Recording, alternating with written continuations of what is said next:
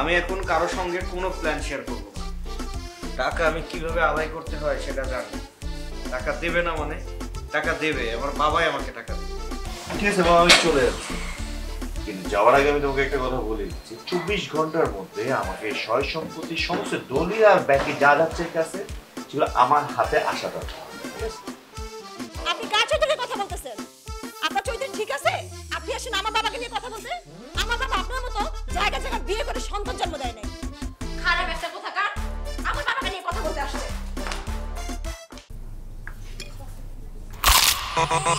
ভীষণ কুড়মুড়ে গোলমার্ক pops biscuit, একটু জায়গা বুঝে খান।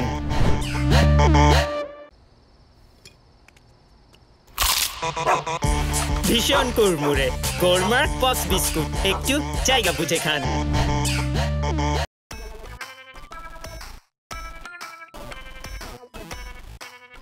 কি ব্যাপার, তুমি চুপচাপ আছো কেন? টাকা কই? মানে কথাও বলতেছো না। টাকা কি হয়েছে বলো তো, কথা বলো, কথা বলো। না না, এই জন্যই তো তোমার ডাকছি, এই জন্যই তো তোমার আসতে বলছি, তাই না? হ্যাঁ সেই কথাটাই বলো, কি কথা বলো। আরে এত অস্থির হওয়ার কোনো কিছু নাই, কথা বলবো, কথা শুনবা। কথা বলে এখন আমি কি করব? টাকা লাগবে, টাকা দাও। কখন টাকা দিবা সেটা বলো। আমি কি না করছি টাকা দিব না? একবারও তো না করি নাই। কালকে সকালে 11টার সময় আসো, সব কিছু পরিষ্কার হয়ে যাবে। সকালবেলা 11টার সময় আসলে তুমি টাকা দিবা? আরে দৌড় যা না, টাকা পয়সা তো পরের বিষয়। কালকে তোমার 11টায় আসতে বলছে, 11টায় আসবা। আমি উকিলও আসতে বলছি 11টায়। উকিলটা বলছি দলিল টলিল কাগজপত্র মানে প্রয়োজনীয় যা কিছু আছে সব সাথে নিয়ে যেতে। কালকে তোমারে আমি কি করব জানো? আমার স্থাবর অস্থাবর যত সয় সম্পত্তি আছে সব তোমার নামে আমি উইল করে দেবো। আমার নামে? সব তোমার নামে। যে তোমার ছোট ছেলে? আমি অনেক চিন্তা ভাবনা করে দেখছি ও আমার সয় সম্পত্তি রক্ষা করে খাইতে পারবো না। এই জন্য চিন্তা ভাবনা করছি তোমার এই সব দিব, তুমি রক্ষণাবেক্ষণ করে খাইতে পারবো এবং আমার ব্যবসা বাণিজ্য যা কিছু আছে সব কিছু তুমি ধরে রাখতে পারবো। এই জন্য তোমার নামে দান করবো, তোমার নামে লিখে দেবো। তুমি কি সিরিয়াস? অবশ্যই সিরিয়াস। তুমি এখন যাও, কালকে 11টা চলে এসো। আমার না মানে হঠাৎ করে মনে হইতেছে তুমি হঠাৎ করে এত সরল হয়ে গেলা কিসের জন্য? তুমি তো এত সরল মানুষ না। মানে কোনো উল্টাপাল্টা প্ল্যান নাই তো তোমার? বাপের প্রতি এইটুকুন কনফিডেন্স, এইটুকুন বিশ্বাস নাই না? আমার তো বয়স হয়েছে না, যে কোনো সময় আমি মরে যেতে পারি। আর আমি অনেক চিন্তা ভাবনা করে দেখছি আমার এই সয় সম্পত্তি বিষয় আশয় যা কিছু আছে অরে দিলেও ধরে রাখতে পারবো না। তার জন্য চিন্তা ভাবনা করছি তোমারে দিব, এই জন্য উকিল ডাকছি। এখন যাও, কালকে একদম 11টার সময় চলে আসো। কি ভালো চিন্তাটা আসতে এত সময় লাগলো তোমার? কালকে 11টা।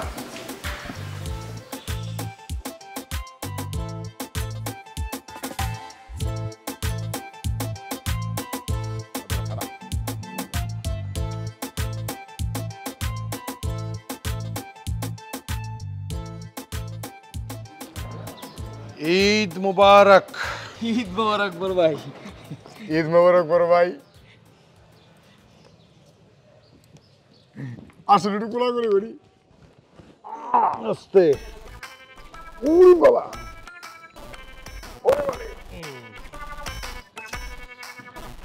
তা ঈদ কেমন কাটলো? দিনকাল কেমন যাইতেছে? কি অবস্থা? ঈদ তো ভালোই কাটছে বড় ভাই। এই যে এতিমকে কথা কইয়া, এই যে সীমায়ের জন্য টাকা তোলা, ইফতারির জন্য টাকা তোলা, তারপরে নতুন জামা কাপড়ের কথা কইয়া টাকা পয়সা বেশি ইনকাম হয়েছিল। কাউরে তো দেই নেই এক পয়সাও। সবই তো খাইছি আমরা তিনজনে, আবার সাথে তো অন্য কিছু খাইছি। তা বড় ভাই, আপনার কি অবস্থা? শরীর কি ভালো হয়েছে? ব্যথা কমছে? আরে যে মাইর খাইছি, জোড়ায় জোড়ায় ব্যথা আছে এখনো। এই ব্যথা সহজে যায়? আমার এই কষ্ট সেই বুঝবো যে আমার মতো মাইর খাইছে। ঠিক কইছেন বড় ভাই, মরার আগে মনে হয় এই ব্যথা আর শেষ হইব না। বড় ভাই, সারাদিন চলি তো ভালোই, রাইতের বেলা ধন বিছনায় যাই না, ওরে বাবা রে বাবা, গিরে গিরে জোড়ায় জোড়ায় জয়েন্টে জয়েন্টে ব্যথা ভাই। এই মায়ের খাইয়া বাইসে থাকার চাইতে মরে যাওয়া অনেক ভালো ছিল ভাই। ধর বেটা, মরার কথা কস কেন? আরে মইরা গেলেই তো সব শেষ হয়ে গেল।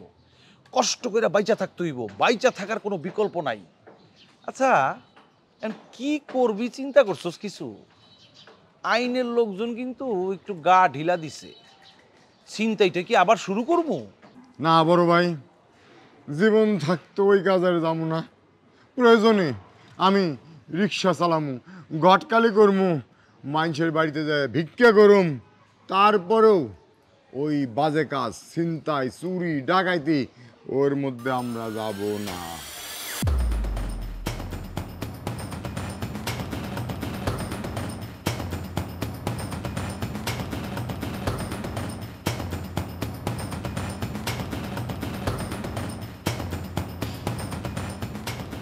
ঋষাদ, ঋষাদ,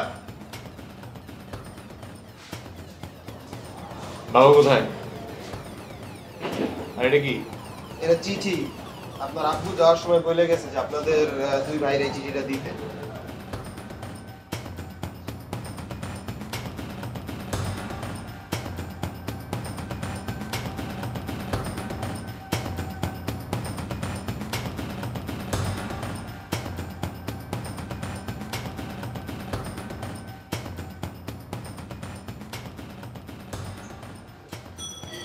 বাবা কই? তোমার ভাইকে নাকি সকালে আসতে বলছে। চলে আসছেন না গন্ধ পেয়ে? এনে বাবা আপনাদের জন্য সুন্দর একটা দলিল লিখে গেছে। ভাই দেখো তো চিঠিতে কি লিখছে।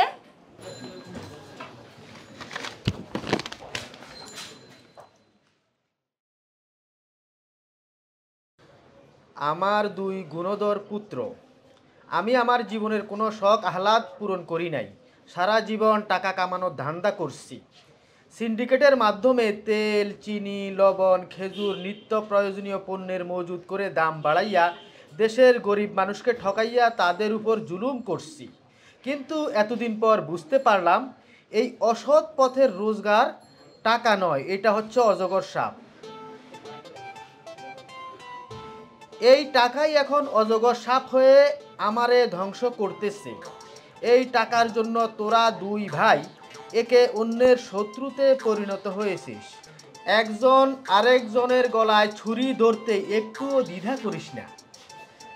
আসলে দোষ তোদের না, সকল অপরাধ আমার এবং আমি পাপ করেছি।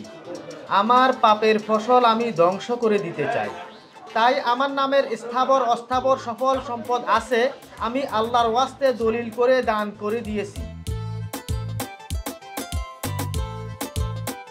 আচ্ছা, তুই কিন্তু একটা ভালো কথা কইছস। কোন কথা?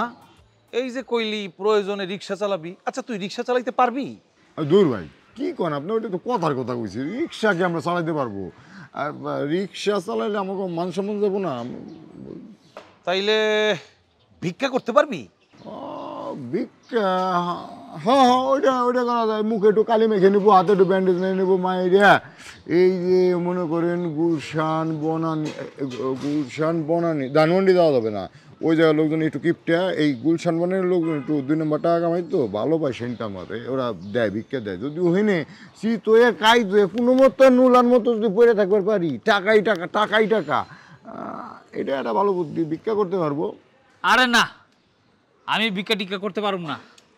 আমরা যদি এই লুলা লাইলা সাইজা ওই ভিক্ষা করতে যাই, যদি সন্দেহ করে মাইর দেয়, আমি যে মাইর খাইছি, আমি আর ভিক্ষা টিক্ষার মধ্যে নাই। এখন মানুষের মধ্যে আর মায়া দয়া নাই।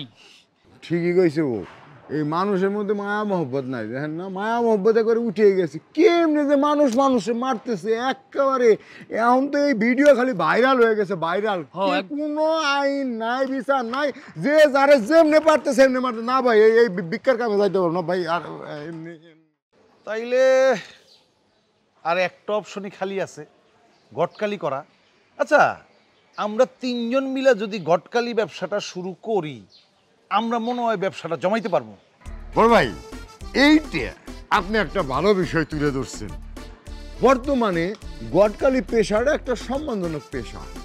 যেই বাড়িতে আপনি গটকালি করতে যাবেন, এই ভালো মন্দ কয়েক রকমের খাবার খাওয়াবে, আপনারা সম্মানও দিবে, আবার টাকাও দিবে। বাস এটাই ফাইনাল। এখন আমাদের যেটা করতে হবে, ফেসবুকে ঢুইকা বিভিন্ন সুন্দর সুন্দর ছেলে মেয়েদের ছবি ডাউনলোড করতে হবে, ছেলেদেরকে আমরা সুন্দর মেয়েদের ছবি দেখাবো, আর মেয়েদেরকে সুন্দর ছেলেদের ছবি দেখাবো। বলবো যে আমাদের হাতে সুন্দর ছেলে মেয়ে আছে, আপনারা আমাদের মেম্বার হন।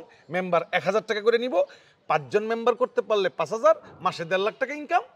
বড় ভাই টাকা কিন্তু আমরা আরো বেশি কামাইতে পারি, 1000-এর বেশিও করতে পারি। আচ্ছা আচ্ছা, এক কাজ করি, আমরা আপাতত এই 1000-এর নিয়ত নিয়ে আমরা এখন আমাকে কাম শুরু করে দিই। দ্রুত দ্রুত মোবাইল বাইর কর, ফেসবুকে ঢোক। হ্যাঁ,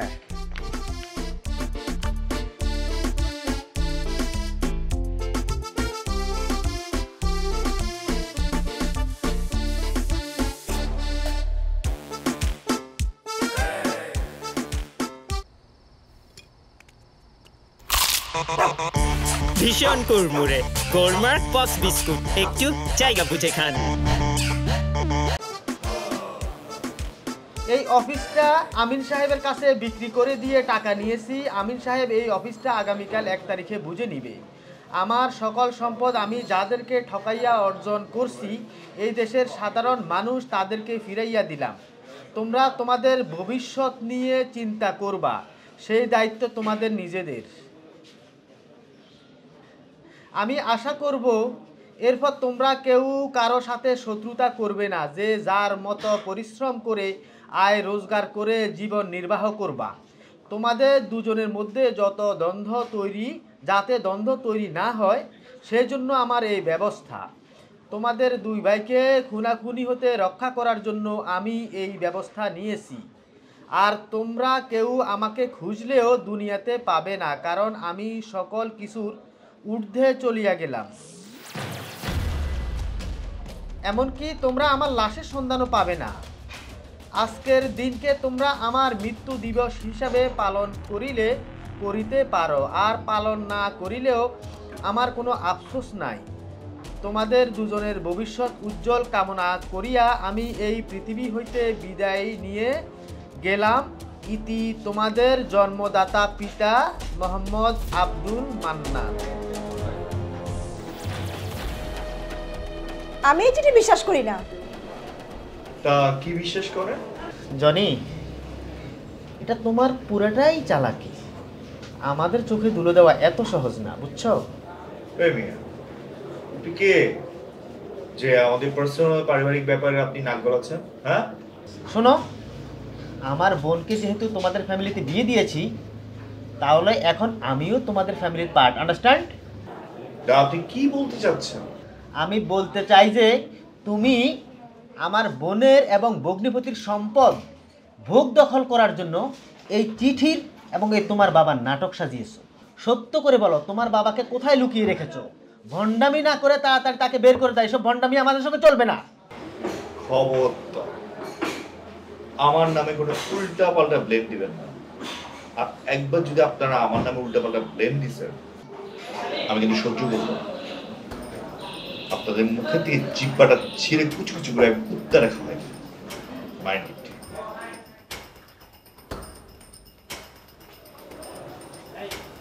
ভাইয়া ওকে আমাদের হুমকি দিয়ে গেল, তুমি এক্ষুনি থানা চলো।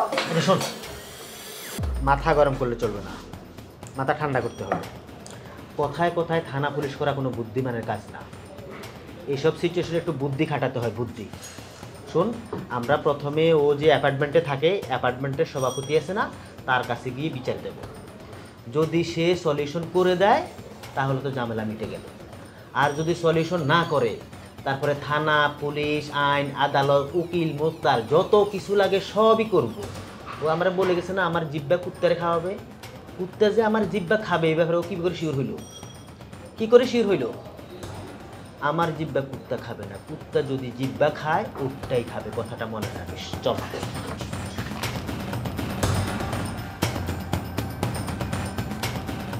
এখন আমাদের যেটা করতে হবে, ফেসবুকে অনেক সুন্দর সুন্দর ইন্ডিয়ান মডেলের ছবি আছে, সেগুলি ডাউনলোড করতে হবে। এইসব ছবি দেখাইলে কিন্তু কাজ হবে ভালো। Indian model, Pakistani model? Indian মডেলের একটা চাহিদা আছে। আরে ছোট ভাই, কতদিন পরে তোমার সাথে দেখা হইলো। হ্যাঁ ছোট ভাই, ভালো আছো তুমি? আচ্ছা, পরিচয় করাই দিমু। আমার সাথে যে 2জন লোক ছিল, এরা কোথায়? আরে আঙ্কেল, ওদের তো আমি চিনি, ওরা আমারে দেখে পালাইছে। ওরা কি আপনার বন্ধু? আরে না, ওরা আমার বন্ধু হবে কেন?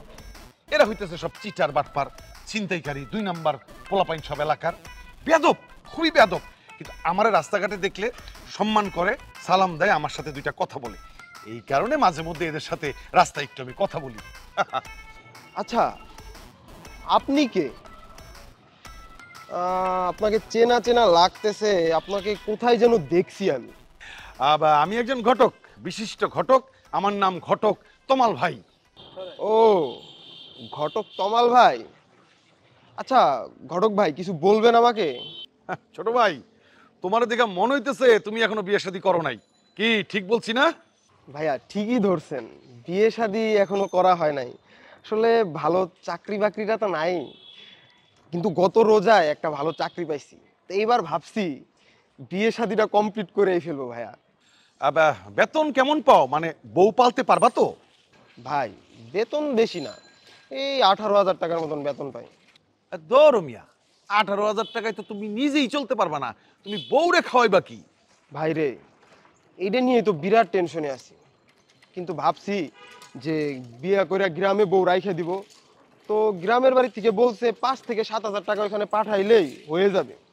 ভাই রে, আমি একটা বুদ্ধি দেই, আমার বুদ্ধি মতো চলো, তোমার জীবনটা একটা তেলেসমতি হয়ে যাবে। কেমনে ভাই? শোনো ছোট ভাই, তোমারে একটা ভালো বুদ্ধি দেই। এখন অনেক বড়লোক ফ্যামিলির সুন্দরী মেয়ে আছে, তারা ছেলের কাছ থেকে কিচ্ছু চায় না, খালি একটা তাগড়া জোয়ান সুন্দর ভদ্র শিক্ষিত একটা ছেলে চায়। তুমি কিন্তু এইরকমই একটা ছেলে। আবার America, England, Australia, Italy, France এইসব জায়গায় যেসব বাংলাদেশি প্রবাসীরা থাকে, তারা তাদের মেয়ের জন্য বাংলাদেশ থেকে ছেলে নিয়ে যায়, ভদ্র শিক্ষিত তাগড়া জোয়ান ছেলে। এইরকম একটা ছেলের সন্ধানে এরা কিন্তু থাকে। আগে কি হইতো, গরিব ফ্যামিলির মেয়েদের বিয়ে করে বড়লোক ফ্যামিলিতে নিয়ে যেত, এখন উল্টা হয়ে গেছে, এখন বড়লোক ফ্যামিলির মেয়েরা গরিব ফ্যামিলির ছেলেদের বিয়ে করে নিয়ে যায়। তোমার যদি এইরকম একটা সিস্টেম আমি করে দিতে পারি, তোমার জীবনটা কিন্তু চেঞ্জ হয়ে যাবে। আরে ভাই, এই ফেসবুক আর পত্রিকায় কত ঘটক যে দেখলাম, এই ঘটক সেই ঘটক, আইসা মেম্বারশিপ দিবে, সিটিজেনশিপ দিবে, ভিসা দিবে, কিন্তু এইগুলা বইলা যে পরিমাণ টাকা খাইছে, বিয়ের বেলা এদের কোনো খোঁজ ছিল না। কি বলতেছো এইসব? এগুলি তো পুরো 2 নাম্বারই, চিটারি বাটপারি। আমি এসবের মধ্যে নাই রে ভাই, আমি একদম সলিড কাজ করি। ভাই রে, টাকা নেওয়ার আগে সবাই এরকম কয় যে আমি সলিড। আচ্ছা একবার কি হয়েছে শুনবেন? একবার এই মনে করেন যে এক ঘটক আমারে বলছে যে সে রাশিয়ান, আমার একটা মেয়ে এনে দিবে, সে রাশিয়ান সিটিজেন, আমারে সেইখানে নাগরিক বানাই দিবে, আমার ভিসা দিবে, সব কিছু দিবে। তো ভালো কথা, মেয়েরে আমার এনে সে পরিচয় করাই দিছে, আমার সাথে একদিন কথা বলাই দিছে, কিন্তু পরে আমারে বলছে সেই মেয়ে নাকি আমার পছন্দ করে নাই। তার কিছুদিন পর আমি ইউটিউবে একটা নাটকে দেখি নায়িকার বান্ধবীর চরিত্র করতেছে ওই মেয়ে। মানে ঘটনাটা বুঝছেন কি হয়েছে? ইউটিউবের একখান মেরে ভাড়া কইরা আইনা ওরে 2,000 টাকা ধরাই দিছে, আর আমার কাছে নিছে 10,000 টাকা, বাদ বাকি 8,000 টাকা খাইয়া দিছে। আস্তাগফিরুল্লাহ, নাউজুবিল্লাহ। মানুষের সাথে মিথ্যা কথা বইলা, মানুষকে ঠকায়া এইসব ইনকাম হারাম হারাম হারাম। আমি জীবনে কোনোদিন হারাম ইনকাম করি নাই, মিথ্যা কথা বলে কোনো ইনকাম করি নাই। যা বলবো সত্য কথা বলবো, সত্য কথা বলে ইনকাম করব। আমি হলাম এই টাইপের একটা মানুষ। আচ্ছা ঠিক আছে, আমি আপনার সব কথা বিশ্বাস করলাম। আপনার কাছে পাত্রীর কি কি ছবি আছে আমার একটু দেখান তো। আরে ছবির কথা তো প্রথমেই বলতে হবে, হ্যাঁ, তো পরে বললে হয়? এই যে এই যে এই যে এই যে সুন্দরী, খালি সুন্দরী। আচ্ছা আচ্ছা, এই যে এই পাত্রীটা কোন দেশের সিটিজেন? ও মানে এমন একটা মেয়ের ছবি দেখাইলা ছোট ভাই। আরে আমেরিকান সিটিজেন, ঈদের ছুটিতে রোজার মধ্যে বাংলাদেশে আসছে, ছেলে পছন্দ করে বিয়ে করে সেই ছেলেকে নিয়ে আমেরিকা চলে যাবে। তাই এরা কি আমাকে আমেরিকা ওদের ব্রিফকেসে ভইরা তারপরে নিয়ে যাবে? ছোট ভাই কি কথা বলো? ব্রিফকেসে ভইরা কি কখনো কাউকে আমেরিকা নিয়ে যাওয়া যায়? এসব উল্টাপাল্টা কথা বলে লাভ আছে? পাসপোর্ট হবে, ভিসা হবে, প্লেনের টিকিট হবে, প্লেনে করে উইরা আমেরিকায় যাবা। এই মিয়া, ধান্দাবাজি করেন? এই যে যে মেয়েরে দেখাইছেন, ওর বাপ একটা মুদির দোকানদার, আর ওই মেয়ে টিউশনি করে, আর এই পাশের কলেজে পড়ে, ওই তো আমার ফেসবুক ফ্রেন্ড। ধান্দাবাজি শুরু করছেন আপনি? কি বলতেছো এইসব? তোমার মাথা ঠিক আছে? এই মিয়া, ধান্দাবাজি শুরু করছো তুমি? তুমি কি ভাবছো তোমার আমি চিনি নাই? তুমি ধান্দাবাজ তমাল। রোজার ভিতরে এতিমগোক টাকা দিবা বইলা তুমি টাকা উঠাইছো, সেটা খায় ফেলাইছো। গরিবদের ইফতারি করাইবা তার জন্য টাকা উঠাইছো, সেটাও খায় ফেলাইছো। এখন তুমি ডিজিটাল ঘটক সাজা ধান্দাবাজি শুরু করছো মিয়া, না?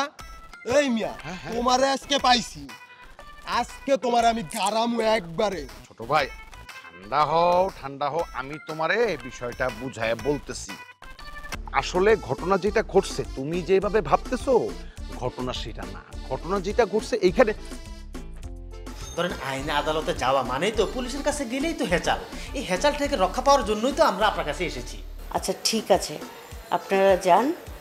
আমি যেহেতু এই অ্যাপার্টমেন্টের সভাপতি, আমি অবশ্যই বিষয়টা সিরিয়াসলি দেখব, কেমন? ভাই আমি তোকে ডিভোর্স দিয়ে দিব।